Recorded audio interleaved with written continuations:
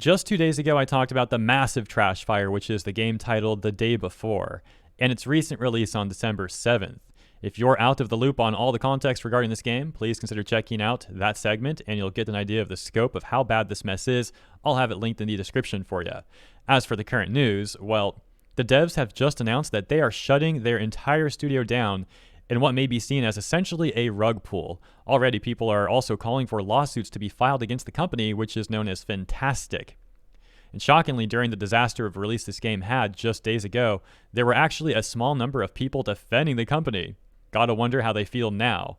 Although enough of that, let's get to the actual news. From just under an hour ago, FNATASTIC's official statement reads, "Today we announced the closure of FNATASTIC Studio. Unfortunately, the Day Before has failed financially, and we lack the funds to continue. All income received is being used to pay off debts to our partners.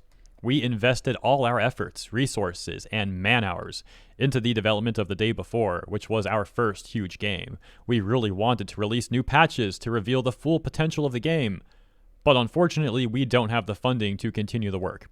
It's important to note that we didn't take any money from the public during the development of The Day Before. There were no pre-orders or crowdfunding campaigns. We worked tirelessly for 5 years, pouring our blood, sweat, and tears into the game.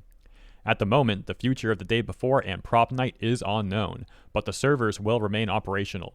We apologize if we didn't meet your expectations. We did everything within our power, but unfortunately, we miscalculated our capabilities. Creating games is an incredibly challenging endeavor.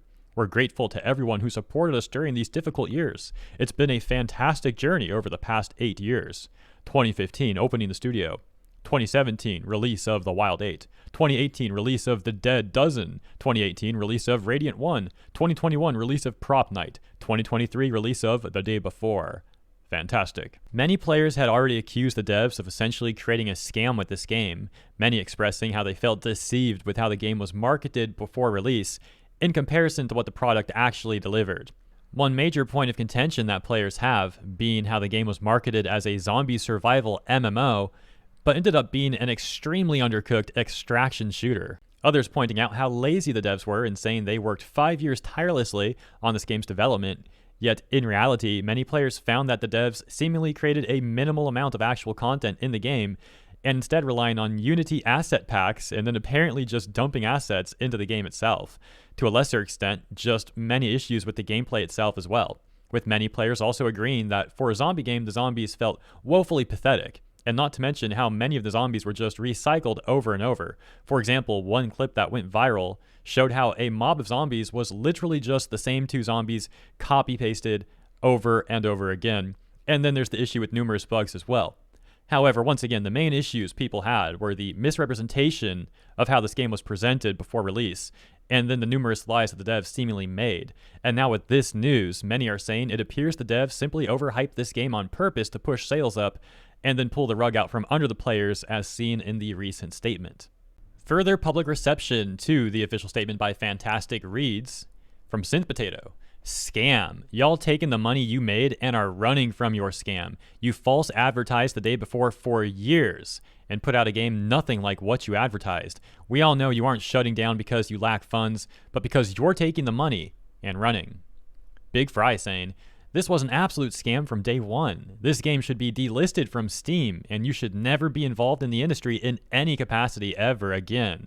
Wolf saying, "First gaslighted people about accusing you of scamming, and then you actually went ahead and scammed everyone. Congrats for also ruining game reveals for everyone, including making it harder for small developers to reveal their games. I hope you go bankrupt." And including an image from a previous statement FNATASTIC had made ahead of The Day Before release, where they said, "To our future players who will dive into the game on December 7th, we made this list for you so that you will enjoy the game and it becomes a celebration. Together, we will continue improving the game and adding content.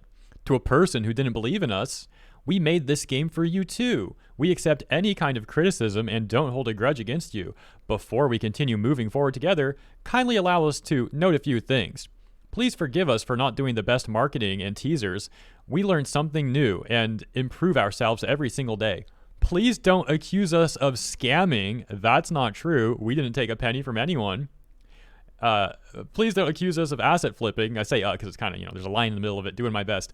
"Please don't accuse us of asset flipping. That's not true also. Our team worked day and night for 5 years to make our dream game a reality. Please don't underestimate our work. It wasn't easy. We are like you. We worked hard, and we're incredibly happy that our game will finally see the light of day for everyone to explore. Keep in mind, that statement was made shortly before the release of the game. So they were already trying to do damage control ahead of the release. And where they said they didn't take money from anyone, that's certainly not the case now, as the game has been released and sales have been made. Although many players who were going to buy the game didn't when they saw the disaster that it was, and many more have surely issued refund requests. Still, one has to wonder just how much the devs net in sales in this apparent rug pull. Furthermore, with all the context, it would also appear like potentially the devs did not release this game in early access because they had no intention of further developing the game. It could be that they really planned this to be a scam this entire time. In other words, overhype, make broken promises, dodge EA responsibilities, and just get as many quick sales as they can before running off into the wind. Another response to their official statement, this one from Only Good Games, reads, "Closing a studio 1 week after a terrible release is sus. Sounds more like, thanks for your money, we are closing now, don't contact us, see ya." Fallout Plays saying, "I'm going to watch the YouTube impending video essays on this company/game so hard." Inhuman saying, "The few hundred in asset flips put you guys under."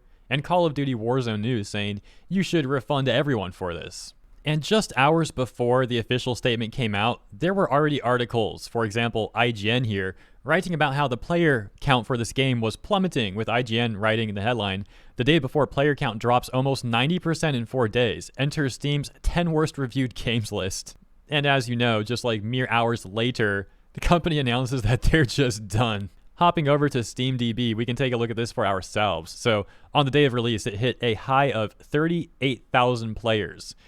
Quickly falling off a cliff and having a low of 9K, and then essentially each next high being even lower and achieving an ultimate low of like 2,600 player count. And just gotta wonder how much this is gonna keep dropping before they eventually just take the entire servers offline.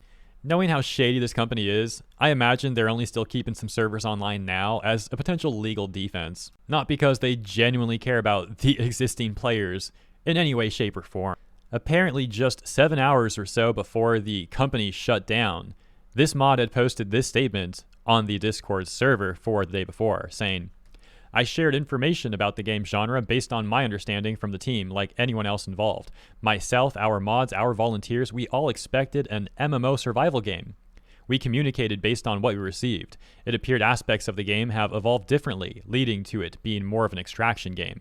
I apologize for any confusion this has caused. I am equally as frustrated as anyone else. My role has been centered on our community and the volunteers, not game development. I relayed information in good faith and regret any unintended misinformation. There was a miscommunication, leading to unexpected expectations. I understand and respect your feelings on this matter. Please know it was never my intention to mislead. I'll continue to help the mods here and then decide what I'll do, as I am not fond of the blame being shifted to the people who acted in good faith for this community for the past 2 years." With top responses including, if all these people are unpaid, why on earth are they continuing to try and do damage control for FNATASTIC? Someone else saying it might be more damage control for themselves. I'm sure they want to be in the industry.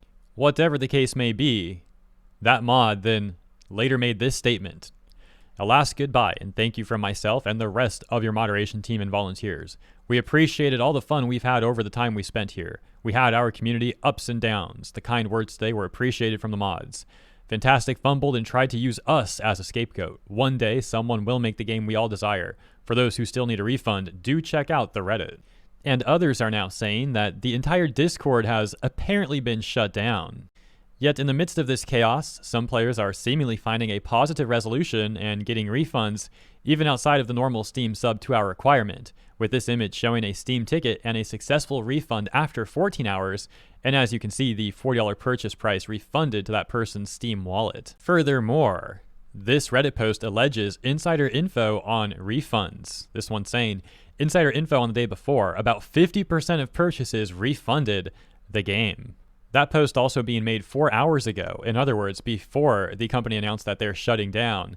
If this information is actually true, then it seems reasonable to assume that that number will probably skyrocket. As of the breaking news of the shutdown and the recording of this video, that seems to be all of the main things for me to share with you, so I'll be wrapping this one up here. Perhaps lawsuits will follow, but only time will tell with that. As always, thank you so much for tuning in, and I hope you enjoyed this coverage. If you did, please consider liking and or subscribing to the channel for more videos like this, and consider checking out my VTuber account in the description to catch me live. See you in the next one, and have a great rest of your day.